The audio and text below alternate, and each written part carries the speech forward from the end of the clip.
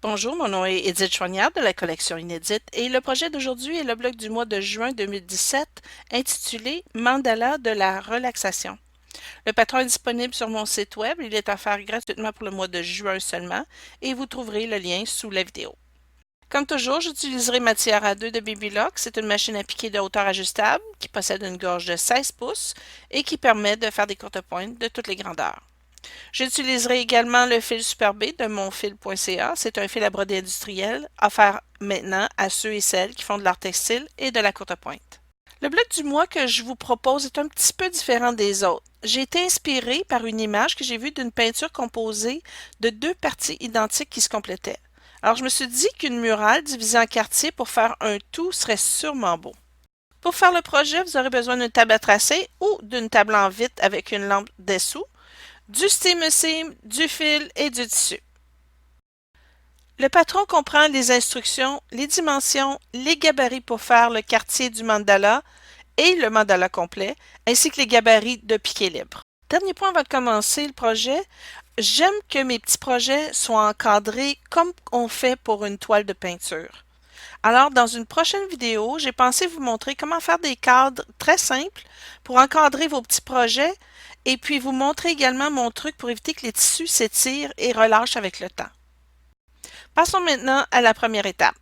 Dans le patron, vous trouverez 4 cadrans imprimés et assemblés avec du ruban adhésif pour former le dessin du quartier de mandala. À l'étape 2, vous devrez tracer les 10 appliqués sur du steam seam. Si vous n'avez jamais travaillé avec du steam seam, j'ai fait une vidéo qui vous sera utile avec plusieurs petits trucs pour placer les appliqués à la bonne place et rapidement. Cliquez sur le lien sous la vidéo pour voir comment faire. Étape 3, mettre les appliqués en steam seam sur l'envers du tissu blanc et presser pour fusionner. Étape 4, coupez tous les appliqués individuellement. Étape 5, avec un crayon à mine, tracez les lignes de piqué libre sur chacun des appliqués. Voici comment faire. Imprimez le gabarit du piqué libre, placez-le sur la table à tracer, placez l'appliqué par-dessus et allumez la lumière, ensuite tracez ce que vous voyez.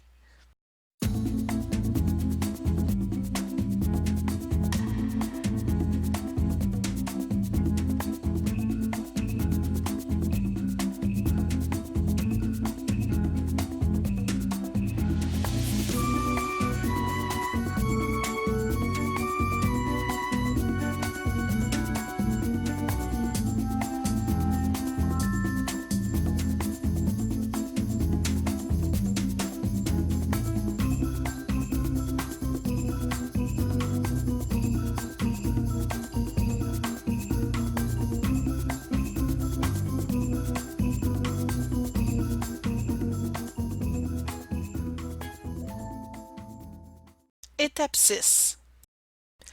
Prendre le dessin papier des cadrans que vous avez assemblés à l'étape 1 et placez-les sur la table à tracer. Ensuite, placez le tissu de l'arrière-plan par-dessus le dessin papier. Ouvrir la lumière de votre table à tracer et le dessin apparaîtra à travers le tissu. Centrez le dessin et épinglez le papier avec le tissu ensemble. Placez maintenant tous les appliqués sur l'arrière-plan, tel que vous le voyez à travers les tissus. N'enlevez pas les épingles tout de suite. Pressez au fer chaud pour fusionner les appliqués sur l'arrière-plan. Retournez avec votre pièce sur la table à tracer et ouvrir la lumière. Avec une craie blanche, tracez maintenant les lignes de piqué libre que vous voyez entre les appliqués. Il ne vous reste maintenant qu'à enlever les épingles, ajouter le bourre de coton et le tissu pour l'endos de votre pièce. Vous êtes prête à piquer. Pour ce projet, on aura besoin de 2 couleurs de fil, le blanc et un fil de la même couleur que le tissu de l'arrière-plan. Je vous rappelle également que je pique toujours au moins 2 fois sur les mêmes lignes pour donner de la profondeur et corriger les erreurs faites à la première passe. Alors, si vous êtes prête, on va commencer à piquer avec une belle musique entraînante.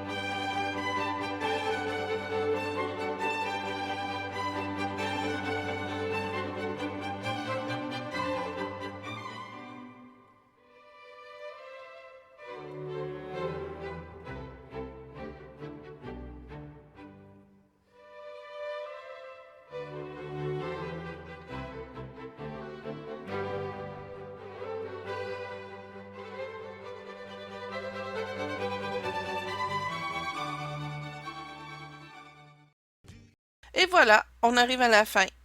J'aime beaucoup l'effet que ça donne.